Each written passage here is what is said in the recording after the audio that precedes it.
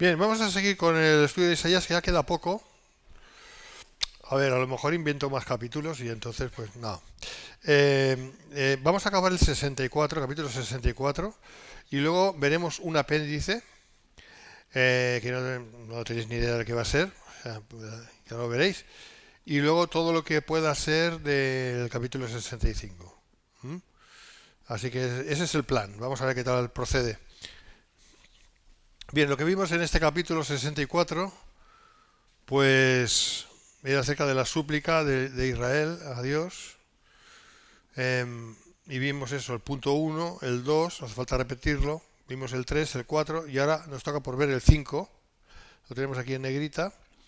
Oran pidiendo el perdón del pecado y para que se aleje el enojo de Dios. Vale, este es el título, versículos del 9 al 12. Y entonces leemos así, versículos del 9 al 12. No te enojes sobremanera, Jehová, ni tengas perpetua memoria de la iniquidad. He aquí, mira ahora, pueblo tuyo somos todos nosotros. Tus santas ciudades están desiertas, Sión es un desierto, Jerusalén una soledad, la casa de nuestro santuario y de nuestra gloria, en la cual te alabaron nuestros padres, fue consumida al fuego, y todas nuestras cosas preciosas han sido destruidas. ¿Estarás quieto, oh Jehová, sobre estas cosas? ¿Callarás y nos afligirás sobremanera? Hasta la súplica, la demanda. Es interesante el versículo 11, ya lo veremos con detalle. Pero aquí está hablando del profeta de algo que aún no había ocurrido. No había ocurrido aún. Interesante. Iba a ocurrir 120 años más tarde. Y ocurrió. Por mano de los babilonios. Los babilonios por Nabucodonosor. Destruyendo Jerusalén, etcétera. Bueno, vamos a ir viendo esto. Bueno, lo que hacen es importunar a Dios para que se vuelva de su ira. Le importunan, porque la manera de hablar es un poco como demandante, ¿no? Y que les perdone sus pecados. ¿Sabes lo que pasa? Que tenemos que entender una cosa. Cuando Dios se propone castigar, castiga, ¿no? Cuando se propone castigar, castiga. Entonces uno puede decir, ay, cuando ya está experimentando castigo, puede decir, ay, no, no, perdóname Señor, pero no es perdóname Señor porque me estoy sintiendo mal, sino perdóname Señor porque no me quiero sentir mal. No sé si me explico. O sea, no es tanto un arrepentimiento genuino, cuando es el caso, quiero decir, ¿vale? Cuando es el caso, no es tanto un arrepentimiento genuino, sino un no querer sufrir el castigo. ¿Me estoy explicando? Bueno, eso le pasaba a aquellos israelitas, ¿vale? Eso les pasaba. Claro, ¿quién quiere sufrir el castigo? Nadie quiere sufrir el castigo. Pero si Dios castiga, va a acabar de hacerlo. El castigo se tiene que cumplir. Ya lo dice en una parte de la palabra, dice, no os dejaré sin castigo. Os perdono, pero no os dejaré sin castigo. ¿Eh? Eh, a ver, ¿qué ejemplo puedo dar? Pues un padre, una madre con un niño pequeño, ¿no? Cuando ya pueden empezar a entender, ¿no? Pues enseguida, no, no, no, no me castigues, no, lo que sea. Y no, no, te tengo que castigar. Perdóname, perdóname, papá, mamá. Sí, sí, yo te perdono, pero te tengo que castigar.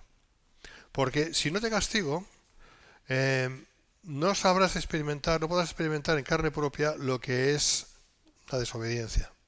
El resultado, la consecuencia de la desobediencia. Y necesitas experimentarlo para no volverlo a hacer de corazón. No solamente de palabra. ¿Y por qué no quieres sufrir ese castigo? Claro, ese niño a lo mejor no lo entiende, ¿no? Pero no hay que dar ninguna explicación en ese sentido. Que un chaval de, ¿qué voy a decir? 4 o 5 años, o 6 años, una cosa así, no hay muchas cosas que no las puede entender, lógicamente, pero la experiencia le ayuda a entender. O sea, ya por la experiencia ya sabrá que hacer esto o hacer lo otro que no debe hacer, no lo va a hacer más, porque tiene consecuencias. ¿Eh? Este sería el ejemplo, ¿no? Entonces, oran que Dios se reconcilie con ellos y entonces sentirán un alivio muy grande. Claro, claro, eso es lo que quieren es el alivio. Pero Dios no puede detener su castigo, a veces lo detiene, pero otras muchas veces no lo detiene, porque entiende que es necesario que reciban el castigo, por la razón que ya he expuesto, ¿no? Esta búsqueda e invocación del Señor, como la describe Isaías en 55, 6, 7, no puede ocurrir si no es por la convicción firme y el despertamiento poderoso del corazón pecador por parte del Espíritu Santo. Eso cuando es real. Eso es cuando es real. Cuando hay un arrepentimiento real. O sea, la lección es esta. Puede haber un arrepentimiento real, verdadero, que es fruto del Espíritu Santo, y puede haber un arrepentimiento ficticio, que parece real, pero no es fruto del Espíritu Santo, sino en todo caso miedo a sufrir las consecuencias de ese castigo. Eso no vale. Pero claro, Dios discierne, Dios sabe cuándo es una cosa y cuándo es la otra. ¿Eso lo podemos aplicar en nuestras vidas? Sí, claro. En la medida en que deba ser, en la medida que sea. Pero no podemos jugar con Dios. No se puede jugar con Dios. O sea, si intentamos salirnos con la nuestra, vamos a sufrir las consecuencias. Porque Dios a quien ama castiga y azota a quien acoge por hijo. Vale. La oración reconoce a Dios como un alfarero. Eso lo vimos en el versículo 8, ¿no? Dice, ahora pues Jehová, tú eres nuestro Padre, nosotros barro, y tú el que nos formaste, así que obra de tus manos somos todos nosotros, ¿vale? Que eso lo retoma Pablo en Romanos 9, cuando habla de que Dios hizo vasos de honra y vasos de deshonra, ¿eh? ¿Y quién le va a decir al alfarero que, oye, ¿por qué me has hecho así? Ahí está hablando de la soberanía de Dios, justamente. Pablo está defendiendo la soberanía de Dios ahí. Pero y lo retoma o lo hace basándose en este versículo. Entonces, la oración reconoce a Dios como un alfarero que tiene control del barro. Es Dios quien tiene el control de nosotros. ¿Vale? Y es un ruego para que Él realice en el pueblo una obra de salvación. Esta obra es lo que Dios prometió para dar por terminado su furor y su recuerdo del pecado. ¿Te das cuenta? Eso lo vemos en 54, 7 y 8, lo vimos en su momento. Para dar por terminado su furor. O sea, hay un momento en que Dios tiene ira y esa ira tiene que ser satisfecha. Porque es una ira justa. No es nuestra ira. No es un arrebato.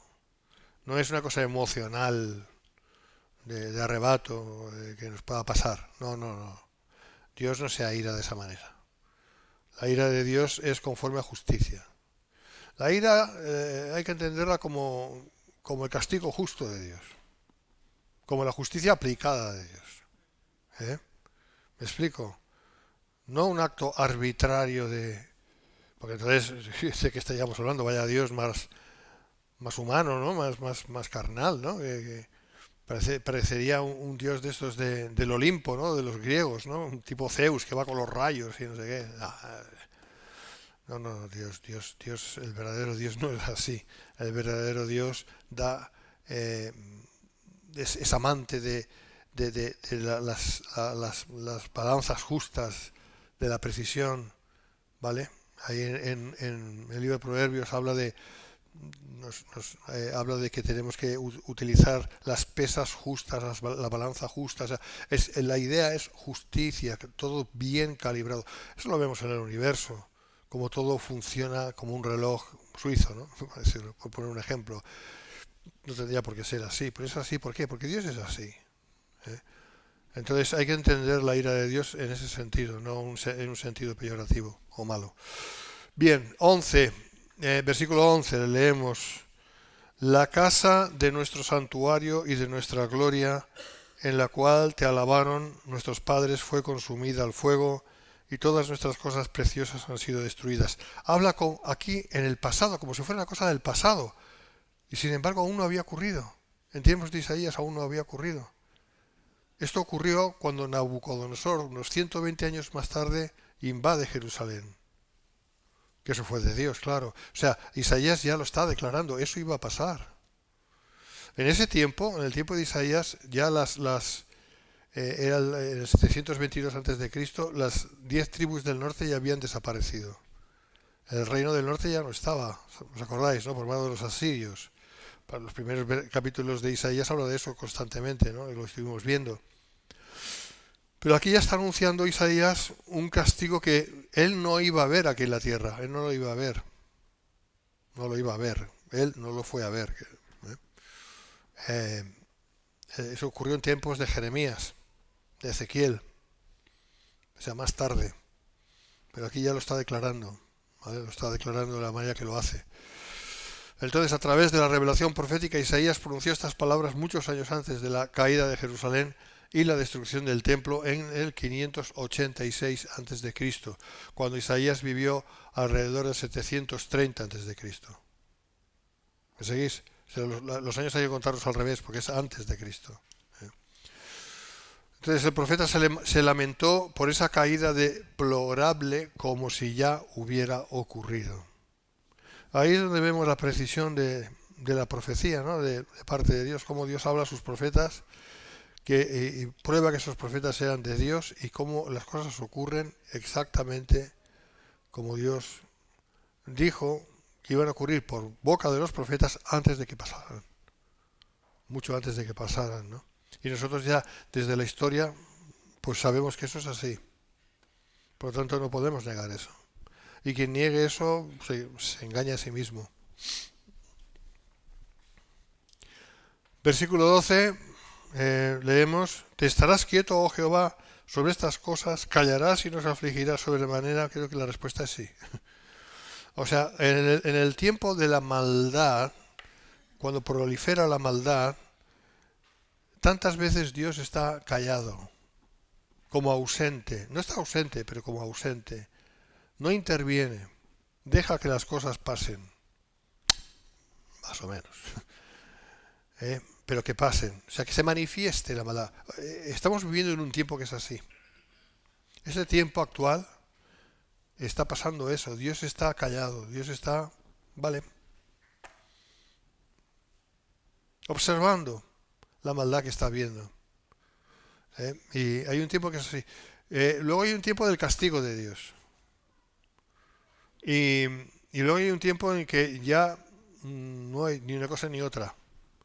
Pero todo tiene que cumplirse a su tiempo. O sea, no podemos adelantar los tiempos ni atrasarlos. O sea, Dios hace lo que Él tiene que hacer. Entiendo que como iglesia tenemos que adecuarnos a su voluntad. Podemos pedir que las cosas cambien, pero tenemos que entender de que las cosas van a ser como Dios quiere que sean. Y si hágase tu voluntad, Señor, ¿no? Hágase tu voluntad como se echan los cielos aquí en la tierra, ¿verdad? Pues eso es. Cuando decimos eso estamos diciendo, Señor, tú vas a hacer tu voluntad como se echan los cielos aquí en la tierra. Aunque yo no entienda, aunque yo no vaya a entender, aunque me parezca raro, aunque no me guste. Nosotros, el ser humano, claro, juzga según la perspectiva del momento en que vive. Y nosotros somos así, juzgamos las cosas conforme las estamos viendo. Pero es que la perspectiva de Dios es eterna. Ya no solamente es histórica, es eterna. Así que no la podemos entender.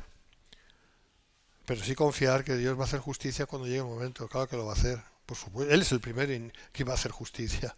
Él es 3 veces santo. Claro. Bueno, entonces el pueblo de Dios se encontraba en un apuro terrible. Sí, es verdad. Y sus oraciones eran urgentes y persistentes. ¿Cómo puedes quedarte quieto mientras tu pueblo y tu tierra son desolados de esta manera? Es lo que viene a decir, ¿no? No entendían que estaban bajo el castigo de Dios por todos sus pecados. El castigo era irremediable. Y eso lo dice el profeta antes de que eso pasara. Y con eso que estaba diciendo, 2 cosas. Una, que eso iba a pasar, y 2, que iba a pasar seguro. O sea, ya estaba anunciando que iba a pasar, y luego que eso era irremediable, eso iba a ocurrir. En el libro de Apocalipsis encontramos lo mismo. En el libro de Apocalipsis se nos dice lo que va a ocurrir. Y si con que está escrito, eso va a ocurrir. Esos sí que dicen, no, vamos a evitar que se cumpla el Apocalipsis, ¿no? Que lo dicen por ahí, ¿no? Que no se cumpla, ¿no? Que no se cumpla. No, perdón. Eso está declarado. Eso está declarado y se va a cumplir. Y eso está sujeto a los 7 sellos del libro del Cordero. Y esto Está abierto ya, en la eternidad ya está abierto. Entiendo que se tiene que abrir todavía, pero ya está, delante de Dios ya está hecho, que es lo importante. En el tiempo y en el espacio tiene que ocurrir, pero ya está hecho.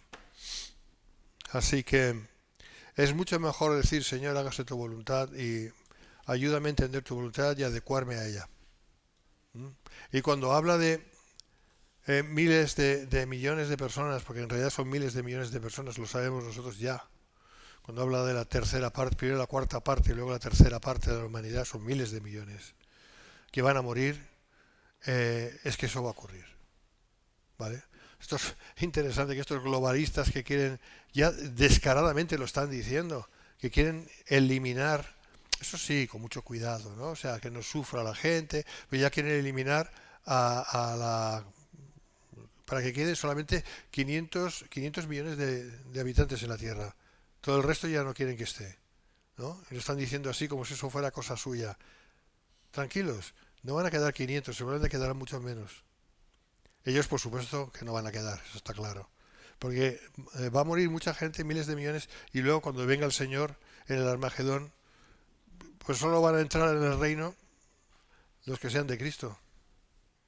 Israel como nación y los que hayan quedado de los gentiles, que no van a ser demasiados, no van a ser muchos, y que sean de Cristo, esos entrarán, pero todo el resto, estos miles de millones que viven actualmente, no va a haber ni uno. Así que sus pretensiones van a ser cumplidas de sobra, pero no como ellos piensan. Porque ellos piensan que van a gobernar el mundo y van a quedar ellos como dioses del mundo, ¿no? No, eso no va a ser así. Pero con que no lo creen, pero da igual. Lo experimentarán en carne propia. Pero lo que os quiero decir es que al final, si el reino de Dios tiene que ser establecido aquí en la tierra, no, prácticamente la inmensísima mayoría de la gente que vive actualmente no va a poder estar aquí. Es imposible. Así que esa es la realidad. Claro, esto lo piensas y dices, Dios mío, esto es horrible. Sí, desde una perspectiva humana es horrible, por supuesto. Pero Dios ha dado tiempo y tiempo y tiempo para que la gente se arrepienta. Hablo desde la perspectiva natural ahora humana. Y sencillamente la gente no quiere arrepentirse. La gente desecha a Dios. La gente desecha a Cristo. ¿Me seguís? Desechar a Cristo es desechar la vida. Es así. Y la gente desecha a Cristo libremente, ¿eh? Porque es verdad que si Dios no llama a salvación nadie puede ser salvo, eso es una verdad. Pero la otra verdad es que también dice que la luz vino a los hombres y los hombres despreciaron la luz, desecharon la luz. ¿Verdad que lo dice? O sea que hay una responsabilidad humana ahí. ¿Cómo pueden ser las dos cosas a la vez? No lo sé, pero es así. Son dos verdades que aunque parezcan antagónicas, son dos verdades. Y nosotros no podemos entender todas las cosas, pero sí creerlas.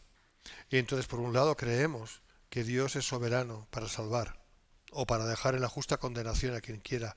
Y también es verdad que el hombre, el ser humano, recibe la luz y desecha la luz. Pero eso es todos los hombres, ¿eh? Todos. Nosotros no, porque Dios quiso salvarnos. Pero si no hubiéramos procedido de igual modo, porque amábamos más nuestro pecado que la luz. Amábamos más la oscuridad porque éramos de la oscuridad. ¿Vale? Entonces, la gente que se pierde es porque quiere perderse. Y la gente que se salva es porque Dios quiere salvarlos. Bien, hemos acabado el capítulo 64, pero continuamos. Y vamos a ver esto que es interesante, que lo he estado viendo. Y es el apéndice 1, descripción de Isaías del futuro reino de Israel. Esto es para probar, para que quede bien claro, para que no haya ningún tipo de malentendido o de duda o no sé qué, de que el libro de Isaías es un libro profético al 100% y que tiene tanto que ver con el advenimiento del reino mesiánico. Y el protagonista como nación de ese reino es Israel. Y aquí no vale el decir, bueno, esto es interpretativo. No, no es interpretativo, perdona. Es que la tradición, me da igual tu tradición. O sea, tu tradición me importa un pito. A mí lo único que me importa es lo que la palabra de Dios dice. ¿Vale? Las tradiciones son traicioneras. Las tradiciones son traicioneras tantas veces porque parecen la verdad, porque es una cosa repetida muchas veces, parece al final que es verdad. Pero si no es verdad en un inicio, no va a ser verdad al final. Es una mentira. Y tú, si quieres creer la mentira, pues la puedes creer si te da la gana, ya tú. Yo no. Yo no. Yo quiero la verdad. Y la verdad es que el libro de Isaías es clarísimo en cuanto que es un libro que apunta hacia el establecimiento del reino del Señor Jesucristo aquí en la tierra. Clarísimamente. Por lo tanto, el amilenarismo o amilenialismo, como se quiera llamar, es una herejía. Herejía significa doctrina falsa, no es otra cosa. No quiere decir que una milenialista se va a perder por ser amilenialista. No, yo no digo eso, no lo quiero decir, ni lo digo porque no es verdad, pero que tiene un entendimiento equivocado de la palabra de Dios, sí, sí lo tiene. Las consecuencias de esto, que Dios las juzgue, pero desde luego está negando la palabra de Dios tal y como está escrita, y esto es grave, ¿eh?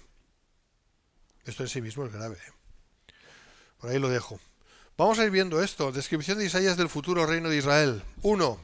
El Señor restaurará el remanente fiel de Israel a su tierra para que habite el reino desde su inicio.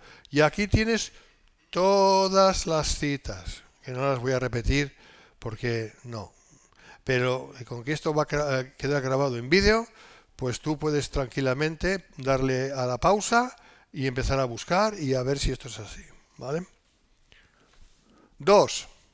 Al derrotar el Señor a los enemigos de Israel, dará protección a su pueblo. Bien, ahí tienes todas las citas. Es cierto. Entonces, eso tiene un cumplimiento futuro, lógico, claro. Ahora mismo Israel es el valle de los huesos secos de Ezequiel. Léelo, ahí está, ¿no? O sea, representa en un Israel muerto, los huesos secos, el valle de los huesos secos, ya lo dice específicamente la palabra que es la casa de Judá y de Israel, ese valle de huesos secos, ¿vale? Pero ya está, no, porque ahí el mismo Ezequiel está diciendo que estos huesos se van a recubrir de carne, de tendones, entrará espíritu en ellos, y esto está hablando de vida verdadera, no solamente vida física, sino vida espiritual. Por lo tanto, sí hay un futuro para Israel, que es lo que quiero decir. 3. En su reino, Israel disfrutará de gran prosperidad de muchas maneras. Estas son las citas, ¿vale? ¿Por qué hago tanto énfasis en estas cosas? Pues muy sencillo, porque es lo que enseña la Biblia. Y con que hay gente que enseña otra cosa muy diferente, y lo que dice que la iglesia, y con la iglesia ya se ha terminado todo, y que no hay Israel, pues no tengo por menos que decir que eso es mentira. Que la iglesia es una cosa, e Israel es otra muy diferente, y que todavía el Israel de Dios no se ha manifestado como tal, aún está en el estado de los huesos secos. Pero eso cambiará, y muy rápido. 4. Durante el reino, la ciudad de Jerusalén alcanzará preeminencia mundial. Esto nadie lo puede imaginar, ni nadie lo puede creer. Bueno, nadie puede creer, sí, pero nadie... No lo parece, quiero decir, que no lo parece. Jerusalén, pues sí es un... nada, en comparación con las ciudades de hoy en día. Sí, es verdad. Pero a partir del Armagedón va a ser muy diferente todo. 5. Israel será el centro de atención mundial durante el reino. Pues lo mismo. Ahí están los versículos, los capítulos. 6. La misión de Israel durante el reino será glorificar al Señor. Cosa que no ha hecho nunca Israel realmente. O si lo ha hecho, ha sido de manera vacía y religiosa vacía. Aquí lo va a hacer de corazón. Cuando reciban esos huesos secos, la carne los tendones, el espíritu. Y claro, con que ahora eso no se ve, pues la tendencia humana es a decir, lo que no veo, no lo creo. Como Santo Tomás, ¿no? Dídimo, ¿no? Gemelos, que significa dídimo. O sea que seguramente tiene un hermano que era gemelo. Pero vamos a ver, no seas panoli, no seas un poco demasiado tonto. Un poquito vale, pero tanto no. Vamos a ver, solo vas a creer lo que ves y entonces ¿dónde queda Dios? ¿Dónde queda su poder? ¿O es que todo lo tenemos que juzgar por la vista, por lo que vemos? No, hombre, deja que Dios sea Dios. ¿Eh? De eso también estaré hablando este domingo, creo, un poquito. Bien, o sea que la misión de Israel durante el reino será glorificar al Señor. Eso nunca ha ocurrido, eso va a ocurrir. 7. Durante el reino los gentiles serán bendecidos por medio del remanente fiel de Israel. Esto es otro milagro. Los gentiles, los que hayan quedado, las naciones que hayan quedado, serán bendecidos por medio del remanente fiel de Israel. Los gentiles han ido en contra de los judíos toda la vida. Aquí va a ser al revés. Aquí, en ese momento, Israel bendecirá a los gentiles, devolviendo bien por mal. 8. La paz mundial prevalecerá durante el reino bajo el gobierno del príncipe de paz. ¿Qué es lo que más se está oyendo ahora aquí en la ONU, en todos esos encuentros que ha habido, que sí los ha habido, por cierto, los que ya comenté hace un par de viernes? ¿Qué es lo que se está hablando? Paz y seguridad, paz y seguridad, paz y seguridad, paz y seguridad. Constantemente están diciendo eso. Paz y seguridad. La palabra dice que cuando digan paz y seguridad vendrá sobre ellos destrucción repentina y no escaparán. Sin embargo, la verdadera paz solo la traerá el príncipe de paz, que es Jesús. Esto será el reino, manifestado el reino. Es que si no, ni siquiera las palabras de Jesús iban a cumplir. Porque lo que anunció el Señor era el reino, ¿verdad? Y en el monte de la transfiguración dio un atisbo, un ejemplo de lo que iba a ser, lo que tiene que ser el reino. Si no va a haber reino, entonces Jesús mentía. ¿Exageraba? Exagerar es mentir. No, Jesús no mentía ni exageraba, está diciendo la verdad. Y cuando está hablando de venga a nosotros tu reino, ¿dónde? En el cielo. Hombre, eso sabemos que en el cielo está el reino de Dios. Aquí está hablando aquí en la tierra. Eso no ha ocurrido todavía. Tiene que ocurrir. Así que sí habrá paz, verdadera paz mundial, pero cuando vuelva el Señor Jesucristo, no antes. 9. Durante el reino el hombre alcanzará el más elevado nivel moral y espiritual que haya conocido desde la caída de Adán. Ahí están las escrituras. O sea, hay que entender que lo que Dios se propone, Dios lo cumple. Lo que pasa es que lo cumple en su tiempo, no en nuestro tiempo, sino en el suyo. ¿Vale? Ya está. 10. El liderazgo de gobierno durante el reino será superlativo con el Mesías a la cabeza. Entonces sí se va a ver el gobierno de Dios aquí en la tierra. Se va a ver y nos vamos a gozar. Porque en el cielo es muy fácil que haya gobierno de Dios. Hombre, claro, ¿cómo no va a haber? Pero aquí en la tierra, que nunca lo ha habido, es impensable, ¿no? Pues sí lo va a haber. Porque lo que Dios quiere, lo hace. Al menos por 1000 años. Luego ya hay cielos nuevos, tierra nueva. 11. Los humanos disfrutarán de larga vida en el reino. Se volverá hasta cierto punto a las condiciones del Edén. Más cosas. 12. El conocimiento del Señor será universal en el reino. Aquí es donde se cumplirá cuando dice que como el conocimiento de Dios será como las aguas cubren el mar, ¿vale? Que cantábamos esta canción como diciendo esto tiene aplicación en estos días y viene el avivamiento, cuando nosotros queríamos eso. Le dejamos de cantar esa canción porque no es verdad. No es ahora, es en el reino. Porque si no tendríamos el reino antes del reino, lo cual es un sinsentido. No se cumpliría el libro de Apocalipsis y eso no puede ser, se tiene que cumplir. Por eso digo que el problema de muchas iglesias y denominaciones es tener una escatología totalmente errada. Entonces, claro, si uno empieza a decir, no, no, no, es que ahora es el avivamiento, las naciones se convierten a Cristo ahora y la iglesia lo hace con sus apóstoles, con sus enviados, y tenemos fe en eso, no, no tienes fe en eso, eso es algo que tú te has imaginado. Eso no dice la Biblia. La Biblia no habla de eso, sino todo lo contrario. Lo que viene sobre este mundo no es avivamiento, es miento. Mucha mentira, mucho engaño, mucha confusión, mucha destrucción. Es lo que viene. La maldad está aumentando. Es que lo dice la palabra. Es que tiene que manifestarse el misterio de la iniquidad para que se manifieste el anticristo, que es el inicuo. Así que no nos tiene que sorprender que haya tanta maldad, que cada vez está aflorando más. Y vamos orando en contra de eso y debemos hacerlo mientras estemos aquí. Pero que sepamos que eso tiene que pasar. Porque si no, no se levantaría nunca el anticristo. Entonces no se cumpliría nada. Y se tiene que levantar.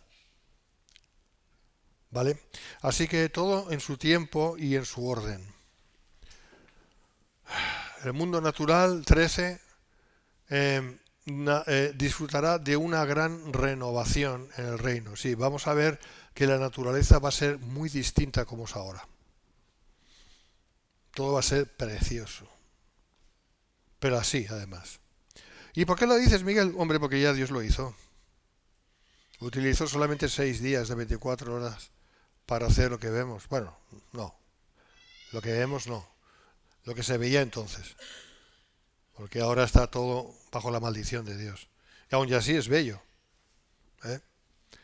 Pero no es como era. Y va a ser como era.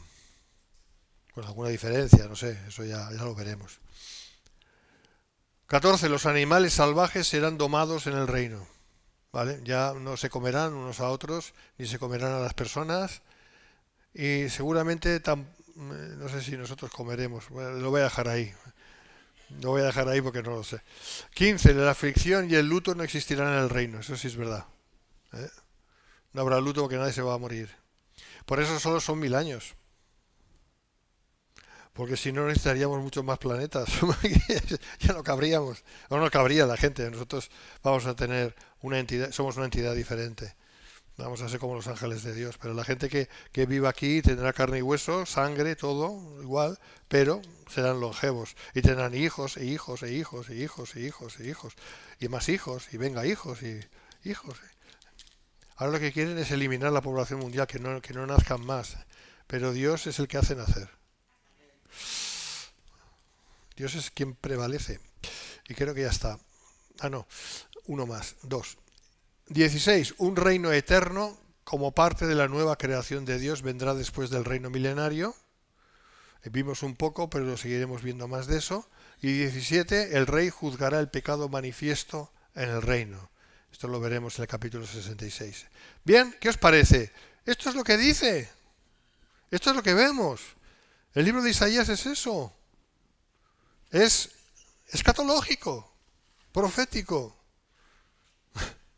Negarlo es encumbrar una tradición de unos hombres que seguramente no eran malintencionados, aquellos reformadores, pero que venían del mundo católico.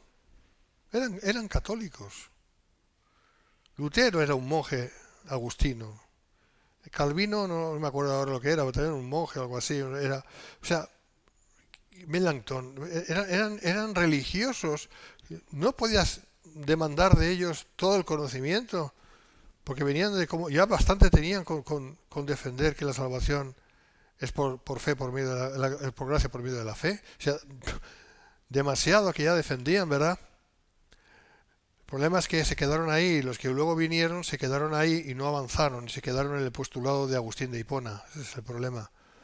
Agustín de Hipona en el siglo IV y V tenía muy buena soteriología, hablaba muy bien sobre la salvación, pero tenía una escatología horrible, porque en esos momentos es cuando estaba levantándose la religión de San Pedro, que llamaban, que luego vino a ser el catolicismo romano, con los papas y todo eso.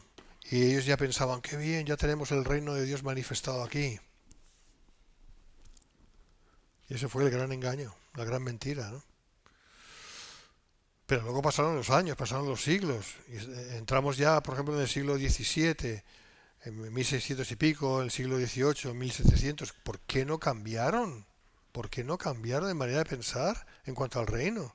Se quedaron en el agustinianismo. Se quedaron ahí. No, no avanzaron. No, no lo hicieron.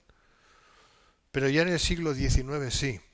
En el 1820 los hermanos de Plymouth empezaron a desarrollar una escatología correcta o muy correcta. Y luego ya también los metodistas y que luego fueron los pentecostales. Por eso la inmensa mayoría del mundo pentecostal que es arminiano, tiene una escatología bastante correcta. No 100% correcta, pero bastante correcta. Mientras que la soteriología es nefasta.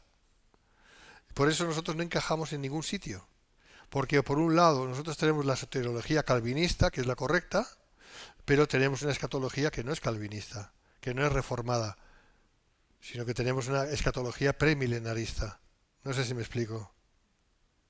Entonces, no encajamos en ningún sitio. Mitad y mitad. No pasa nada. No tenemos por qué encajar. Lo importante es que encajemos en la palabra de Dios. Eso es lo importante. Pero bueno, para vuestra tranquilidad os diré que sí hay muchos pastores que tienen una teología como la nuestra. Por ejemplo, MacArthur, que salvo algunas cosillas que tiene que divaga un poco, por lo demás tenemos prácticamente la misma teología en cuanto a lo que es importante. Así que, y hay bastantes más también. O sea que, pero el amilenarismo, lo que quiero decir, y con esto acabo ya en el apéndice 1, es una doctrina que niega a Israel.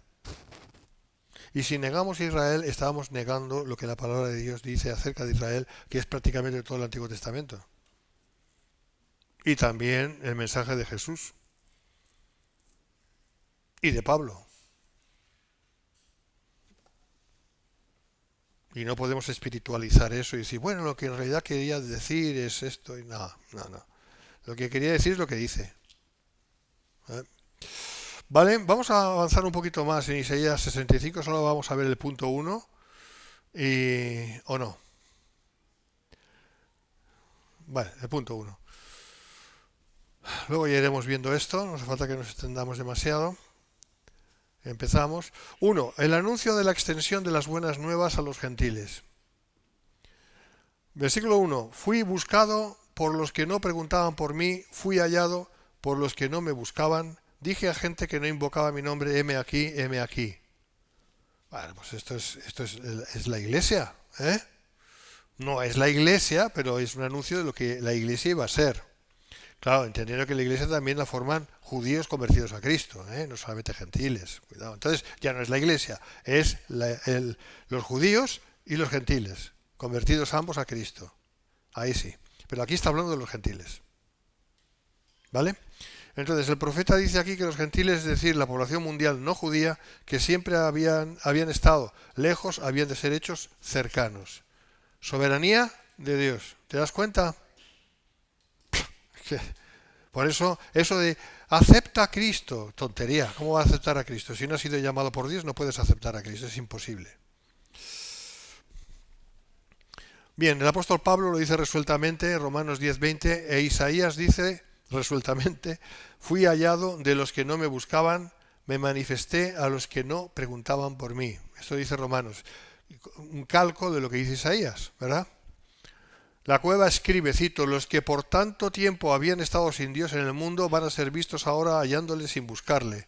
Los que nunca habían dicho, ¿dónde está mi Dios? ¿Dónde está Dios mi hacedor? Comenzarán ahora a inquirir por él. ¿Por qué? Por el Espíritu de Dios moviéndose. Como se movía sobre la faz de las aguas al principio, ¿verdad? Si no se mueve el Espíritu de Dios, no pasa nada. Por eso el diablo no tiene ningún miedo a la Biblia. ¿Por qué? Porque la Biblia, si no es por el mover del Espíritu Santo, no hay reacción en el ser humano. La puede estar leyendo y si no es el Espíritu Santo inspirando, como si leyera el Quijote. ¿Me explico? Por eso podemos leer libremente la Biblia. Entiendo que es porque el diablo, como no tiene demasiado interés, como es igual, porque ya el Espíritu Santo no se está moviendo como se movía antes, está moviéndose menos, porque ya estamos llegando al momento en que tiene que ser retirado, puesto a un lado, dice en 2 de Tesalonicenses, capítulo 2, para que se manifieste el anticristo. En este momento de la historia estamos.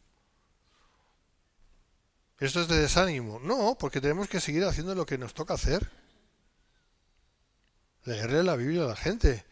¿Quién sabe si Dios va a tener misericordia de quien quiera tener misericordia, verdad? Claro, ahí no nos podemos meter. Pero las cosas son así.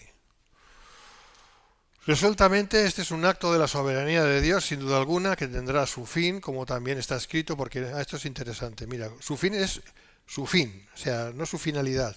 La finalidad ya la hemos visto en estos 2000 años, sino su fin. O sea, que tuvo un principio y tendrá su acabose, el acabarse. Porque dice la palabra, porque no quiero, hermanos, que ignoréis este misterio para que no seáis arrogantes en cuanto a vosotros mismos. Está dirigiéndose a los gentiles de Roma, ¿vale? Creyentes gentiles, ¿vale? Que ha acontecido a Israel endurecimiento en parte hasta que ha entrado la plenitud de los gentiles. Hasta que haya entrado la plenitud de los gentiles. Ahí hay un punto y final. Cuando haya entrado la plenitud de los gentiles, entonces Israel, todo Israel será salvo, Israel nacional. Y esto ya, evidentemente, ya nos lleva a la última semana de Daniel. ¿Vale? La última semana de años, los últimos 7 años. ¿Vale? ¿Sí? ¿Me entendéis? Entonces tiene que llegar un momento en que esto, lo que dice, fui buscado por los que no preguntaban, fui hallado, tal, y tiene que llegar un momento en que esto tenga su fin, para que luego Israel, para que luego Dios se vuelva a Israel. Romanos 11. Y ese fin es cuando haya entrado la plenitud de los gentiles. ¿Cuándo va a ser eso? Yo pienso que tiene dos cumplimientos. Uno es cuando la iglesia sea retirada, que será el cumplimiento principal, lógicamente, pero Dios aún no habrá terminado su obra de salvación con muchos gentiles a lo largo de la tribulación. Por lo tanto, pero la plenitud de los gentiles parece ser que habrá terminado con la iglesia. Estamos hablando de la plenitud. No significa que Dios no va a ir salvando, pero la inmensa mayoría de los gentiles, tal y como empezó eso, y eso empezó ¿cuándo? El día de Pentecostés, ¿verdad? Cuando empezó, tiene que terminar. Evidentemente está hablando de la iglesia. Es evidente. Entonces, cuando la plenitud de los gentiles, y obviamente se refiere a la iglesia, hasta que sea sacada de este mundo, cese, entonces Dios comenzará su trato con Israel de nuevo. Gloria a Dios. Dios lo tiene todo perfectamente diseñado, perfectamente calibrado, aunque no lo parezca, da igual. Los lirios crecen del barro más sucio y son lirios los hermosos que son. O sea, dejemos que Dios sea Dios. Amén. Confiemos. Es verdad que nos entristecen ciertas noticias.